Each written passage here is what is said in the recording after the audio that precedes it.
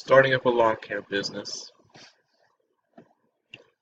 Startup costs, you're going to need money to buy equipment, the gas, travel. You're going to be able to maintain and upkeep all your equipment so that you'll be able to work throughout jobs.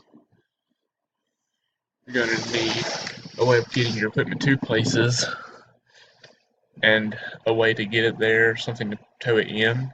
You're going to need all the equipment that you're going to need: lawnmowers, weed eaters, leaf blowers, stuff for basic yard needs that you'll be able to do the job to where people want to hire you back.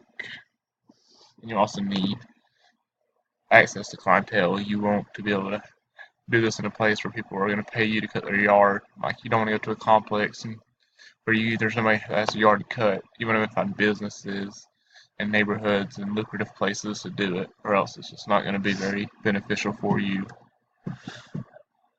As far as physical aspects go, you're going to need it in pretty good shape.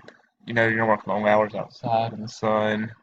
You're going to be able to carry and push objects like weed eaters, lawnmowers, just do this stuff all day. And it's going to be hot, especially during the summertime, where you want to be able to just take the heat, work outside, hydrate, do this without, struggling, because it's going to be all day, every day.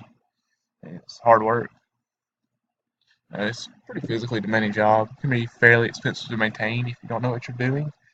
This comes into play with like something you're going to need. You want to be mechanically inclined so that you're able to fix your stuff without taking it to the shop.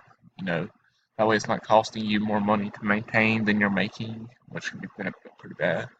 But overall, doing it's not a bad idea. It's pretty easy, pretty lucrative side business to do. I'd recommend doing it as a secondary job instead of a primary. That way you get more money. I mean,